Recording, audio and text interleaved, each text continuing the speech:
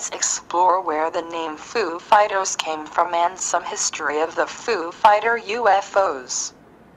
The word Foo emerged in popular culture during the early 1930s, first being used by cartoonist Bill Hallman, who peppered his Smokey Stover fireman cartoon strips with Foo puns. A radar operator in the 415th Night Fighter Squadron, Donald J. Myers, gave the UFOs this name, and radar operators use this term for unidentified tracks. Smokey Stover's catchphrase was, "Where there's Foo, there's fire." And this was possibly derived from the French word for fire, le feu.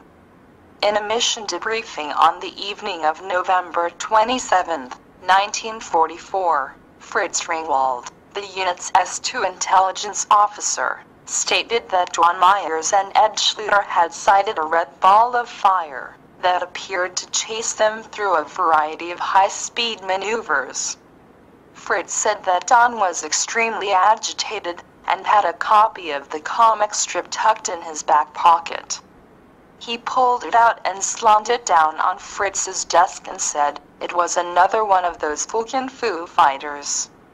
The first report of Foo Fighters, UFOs, seems to have been in 1942, when red fireballs were seen on a bombing mission over Germany, and thought to be a German weapon. But because of the lack of a better name, Foo Fighters stuck. And this was originally what the men of the 415th started calling these incidents, fucking Foo Fighters.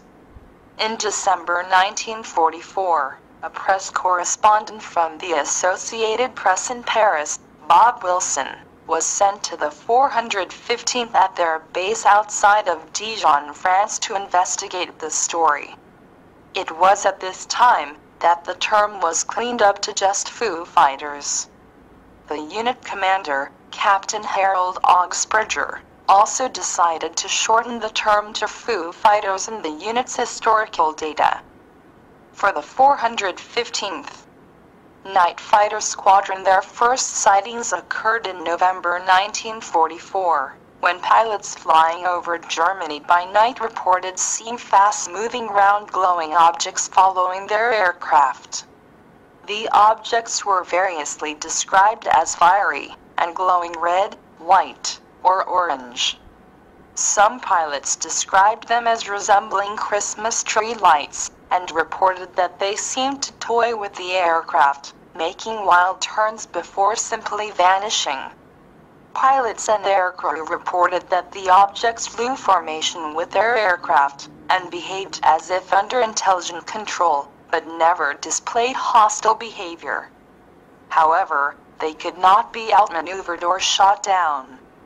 The phenomenon was so widespread that the lights earned a name in the European theater of operations, crowd fireballs, but for the most part they were called Foo Fighters. The military took the sightings seriously, suspecting that the mysterious sightings might be secret German weapons, but further investigation revealed that German and Japanese pilots had reported similar sightings. It is now believed that Foo Fighters were alien reconnaissance vehicles under control, like a Global Hawk unmanned reconnaissance aircraft. It seems aliens take a particular interest in our wars, possibly having never experienced one in living memory. On December 14, 1944, the New York Times reported a floating mystery ball as new Nazi air weapon, that a new German weapon has made its appearance on the Western Front. Airmen report that they are encountering silver-colored spheres in the air over German territory. The spheres are encountered either singly or in clusters. Sometimes they are semi-translucent.